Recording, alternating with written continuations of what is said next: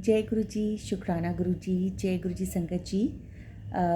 कल महाशिवरात्रि है, शिव जी और पार्वती जी का विवाह, और हम सब बहुत खुशियों के साथ इस दिन को सेलिब्रेट करते हैं, मनाते हैं। हमारे धार्मिकता में भी इसको बहुत बड़ा दिन माना गया है ना।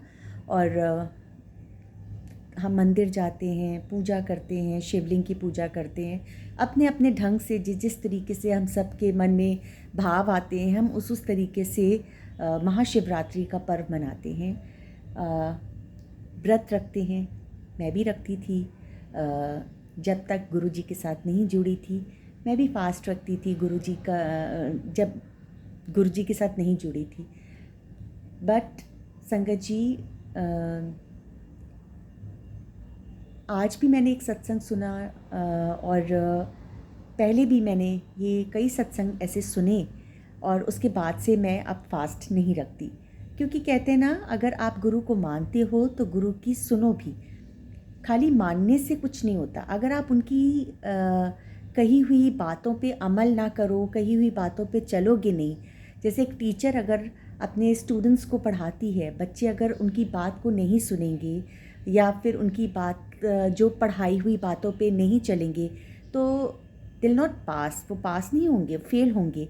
इसी तरीके से हम भी अगर अपने गुरु को मानते हैं तो उनकी बताई हुई हर एक बात को मान के उस पर चलना हम सब संगत का कर्तव्य है, धर्म है। गुरु जी ने कहा कि जैसे शादी होती है तुम्हारे सबके घर में, तो तुम लोग कितना एंजॉय करते हो, है ना।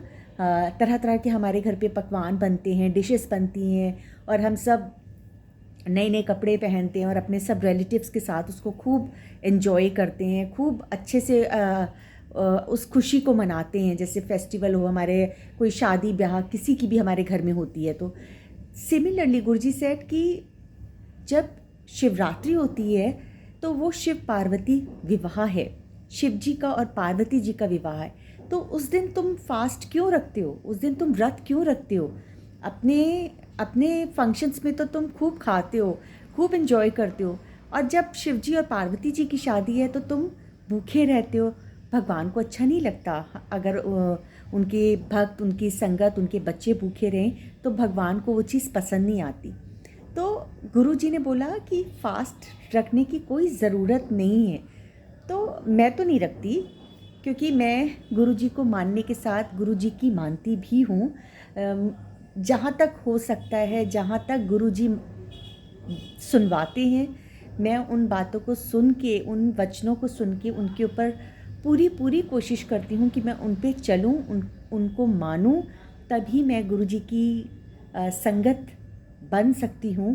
क्योंकि फिर आप कॉन्ट्राडिक्ट नहीं हो सकते, आप दो तरफ नहीं सोच सकते। आपके गुरु ने जो आपको कह दिया वो हम सब के लिए एक तरह से कहें कि पत्थर की लकीर हो जाना चाहिए। मेरे लिए तो है ना। गुरु जी ऐसे ही बस मुझे आप सुनाते रहना और मैं बस उन पे चलती रहूँ। तो लास्ट टाइम भी शायद मैंने फास्ट रखा था, तब तक शायद मुझे इतना पता नहीं था। तो मेरा फास्ट ऑटोमेटिकली अपने आप ही टूट गया, मेरी तबीयत ख़राब हो गई। और अब तो जब मैंने काफ़ी सत्संग ऐसे सुने, आज भी मैंने नरेंद्र अंकल का बहुत ही प्यारा खूबसूरत तरीके से उन्होंने उस सत्संग को आज नरेट नहीं किया, मतलब बताया जो गुरु जी ने उनको बोला। तो उन्होंने बहुत सुंदर तरीके से अपनी संगत के लिए, गुरु जी की संगत के लिए वो चीज़ बताई कि गुरु जी ने नहीं कहा कि शिवरात्रि का व्रत तुम्हें रखना चाहिए। जैसे तुम अपने घर की शादियों को एंजॉय करते हो, खूब एंजॉय करो, खाओ पियो, अपनी खुशियों को मनाओ। तो अगर हम गुरु जी को माने तो गुरु जी की बातें भी हमें, उनके वचनों को भी मानना चाहिए। तो कल शिवरात्रि है, सब अपनी तरीके से उसको खूब खूबसूरती के साथ एंजॉय करिए। महाशिवरात्रि का पर्व हम सब के लिए बहुत ढेर सारी खुशियाँ लेके आए, और गुरु जी बाबा भोलेनाथ हम सबको, माँ गौरा पार्वती हम सबको, अपनी संगत को, अपने भक्तों को खूब खूब ब्लेस करें। हैप्पी महाशिवरात्रि। जय गुरु जी, शुक्राना गुरु जी।